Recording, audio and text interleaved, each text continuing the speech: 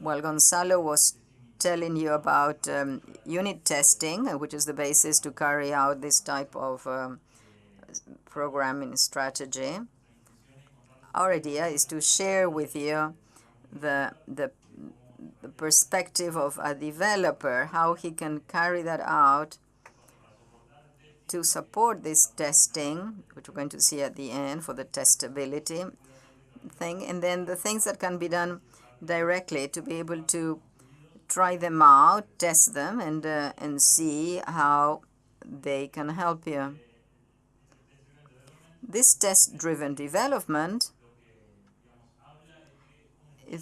it's a style of programming where you have three activities that are done together. These are small cycles when you are codifying, you are producing GeneXus objects, then you are testing, you have unit testing.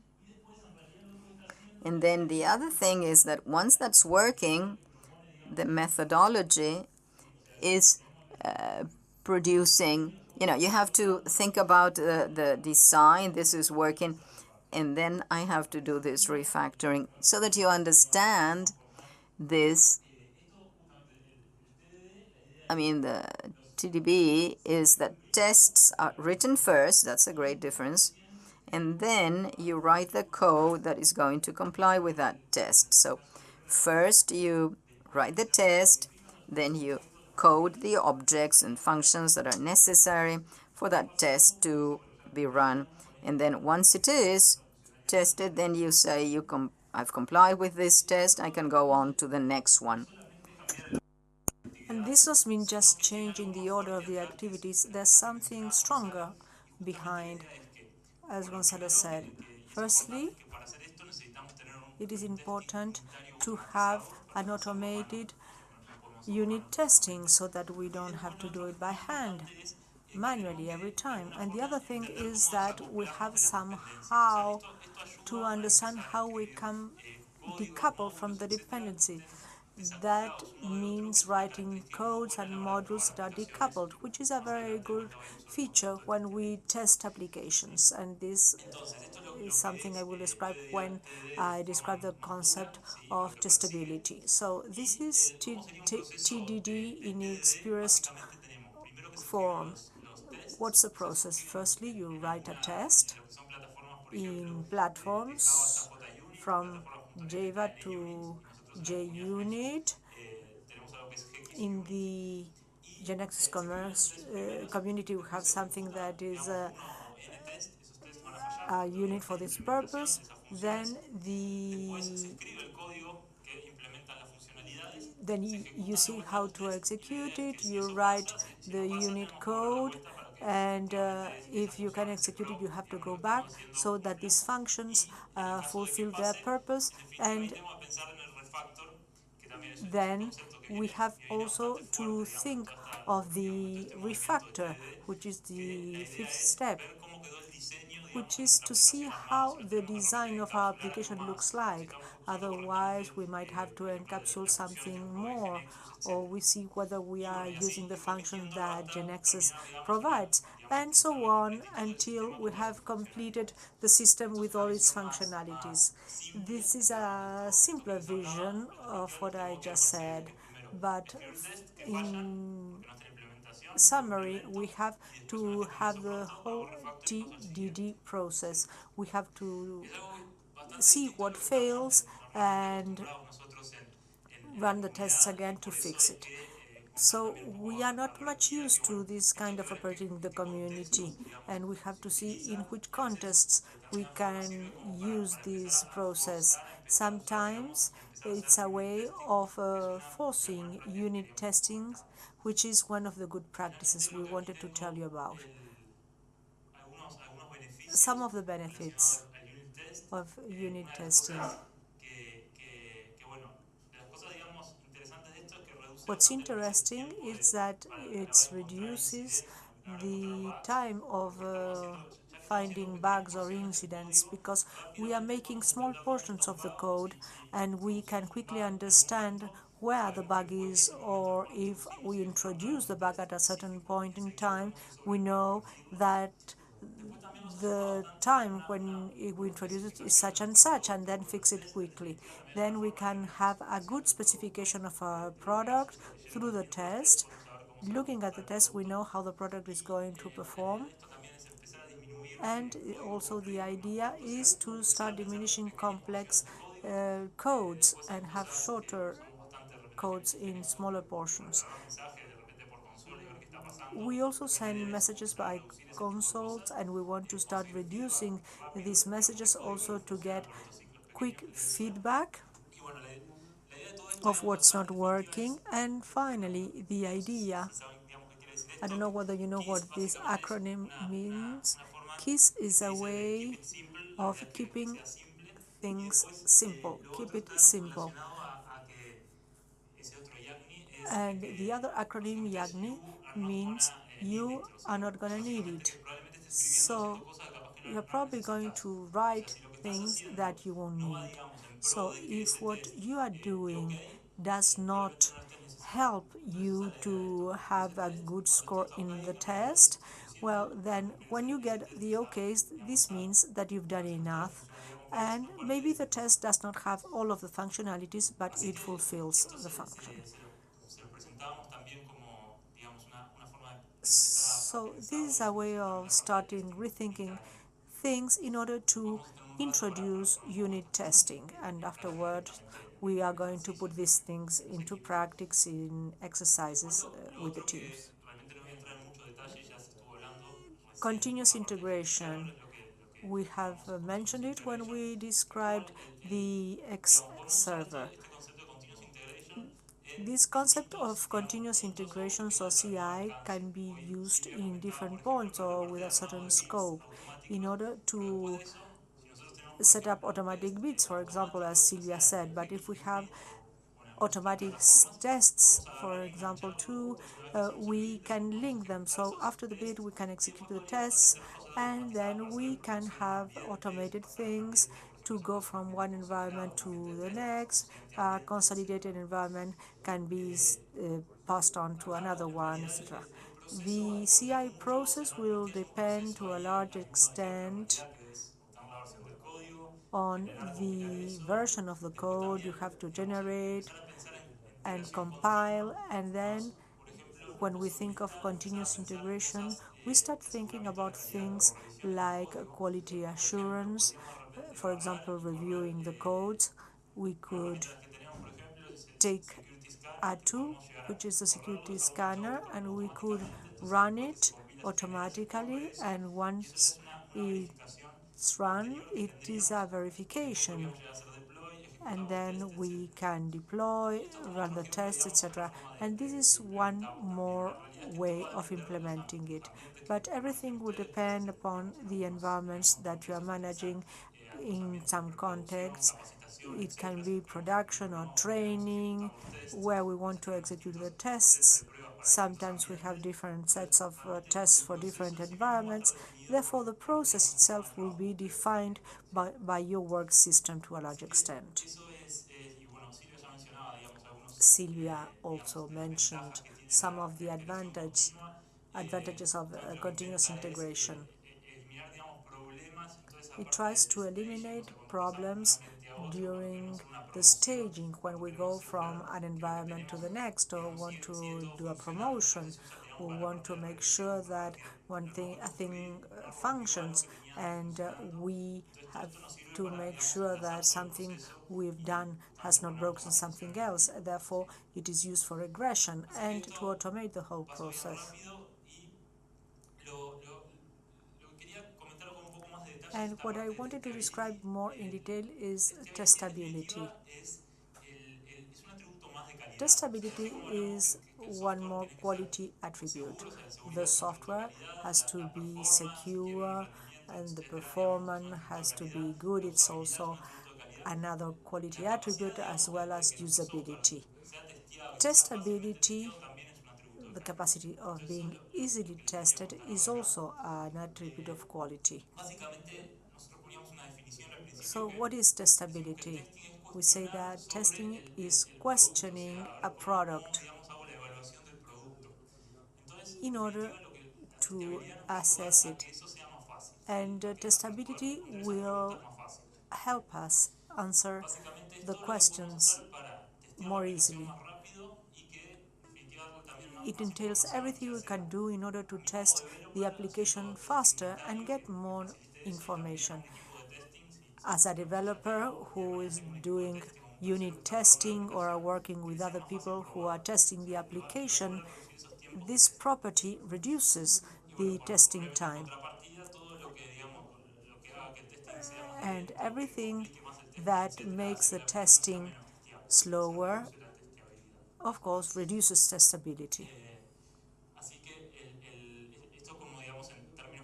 So, in general terms, this is the definition of the concept of testability. I built this diagram. There's a whole book that explains testing from the point of view of the developer and presents a diagram like this one. Basically, when we speak about testability, we are talking about something very vast. So this has opened testability in three. Firstly, we have observability, and with this portion, what we do is to see the impact of a certain action on the system. And let me stop here to comment the following. Sometimes, with regard to quality attributes of a software, we think of testability and we find something that improves testability but also improves other quality attributes. Observability, for example, is a good practice or helps usability. Why? Because among Nielsen's practices, we have to give the users feedback, and the same feedback is useful for the tester or for myself. When I'm programming something, I want to see whether the process has ended, whether there has been any errors, etc. So observability is a good feature. And also, the system should be easily controlled. What does this mean?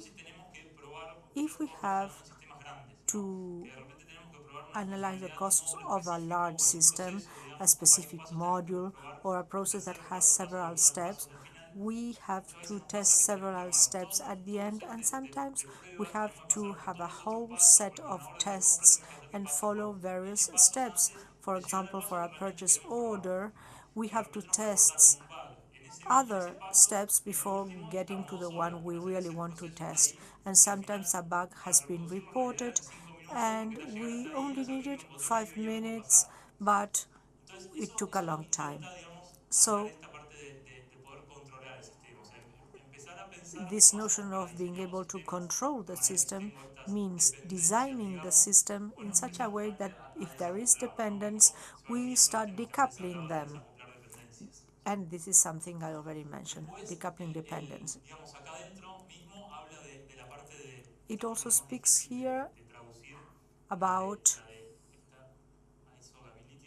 isolability, isolating the components. The important thing is to set modules according to the responsibility or the dependence of each one of these components.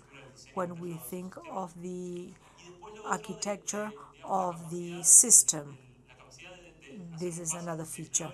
And then the capacity to deploy the system is also important, making partial deploys, for example, or dividing the application. Sometimes this also improves other quality attributes, security, for instance.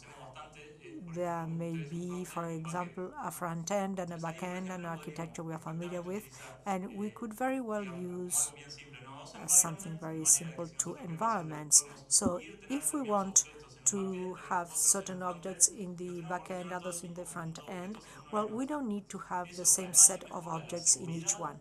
This improves security because there won't be different points of access in places where we don't want them. For example, in the front end, I'm not going to put entry points of the back end, and it also improves the capacity of testing the system, because if there is a bug, we can deploy one of the components. This is at a very high level, but then you can do it in smaller modules or whatever. Another point would be smallness, and it means that the smaller what we write in a code, the easier it will be to test. This is intuitive, and it says here singularity. Singularity. In other words, we need to reuse components.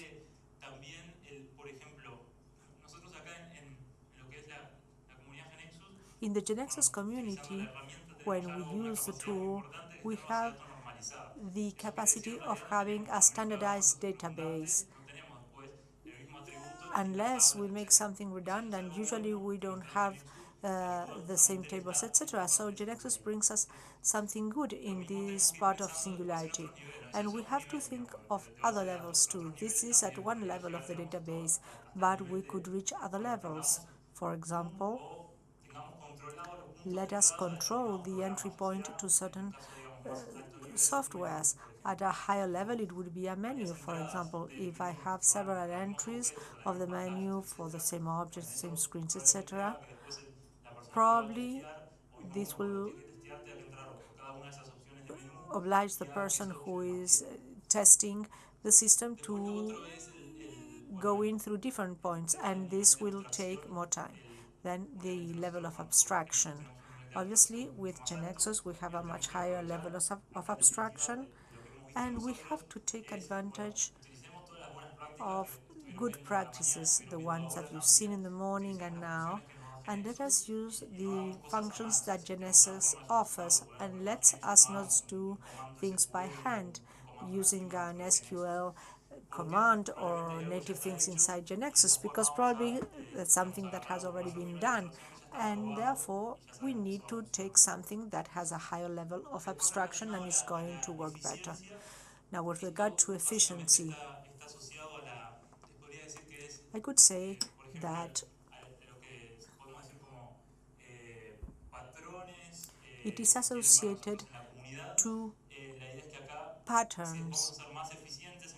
In the community, we think that we're going to be more efficient if we incorporate patterns and we standardize certain things.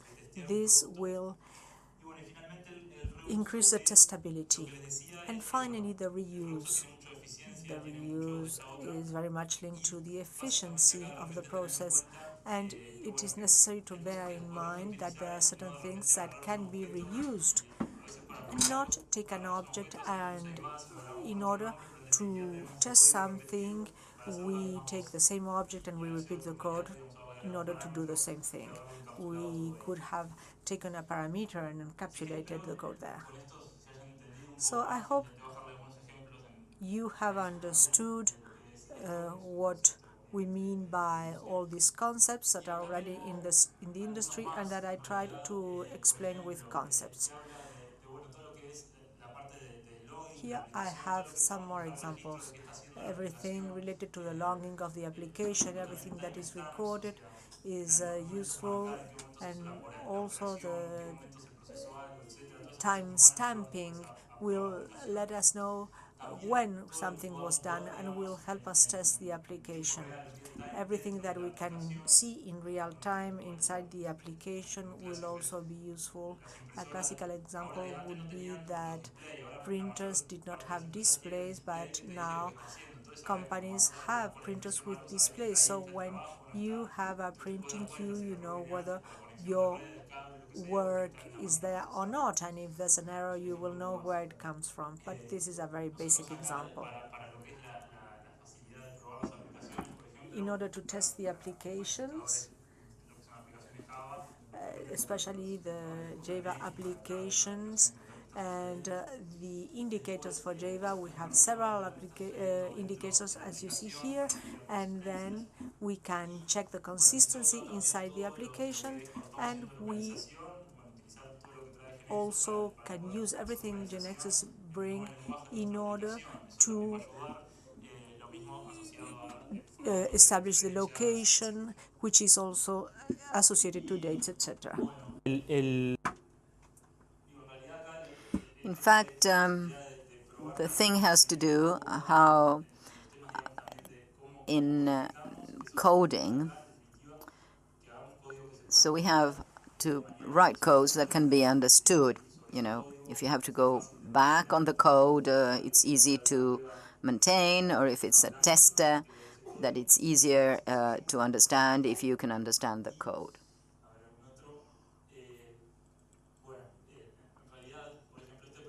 And then, for instance, the first one here is quite interesting. With GeneXus in web apps, what GeneXus generates is the interface. And it's going to, you're going to see how easy or how difficult it is for a performance test. And those scripts would go at the HTTP level of protocol, and you look at the traffic. Now, we have some advantages here. For instance, if we have enabled the smooth of GeneXus, then those are AJAX requests, and when you are going to make a request, it's a far simpler one. If you didn't have it enabled, then that script would have a variable of X state, and there are several pages long. And then when you make the script, then there is a difference between changing some attributes in some JSON or go in an X variable, which is far more difficult, where you have different time frames to do it. And then, as I said earlier, this is focused on simplicity and mobility and modularity. And apart from using these tools or using PDB or whatever you use, the important thing is that it's in good shape. That is, that we deliver this, or that you do the testing in a good way. As developers, we should test it so that when we deliver it, it's already a basis that it's done. We have done the first basis of testing.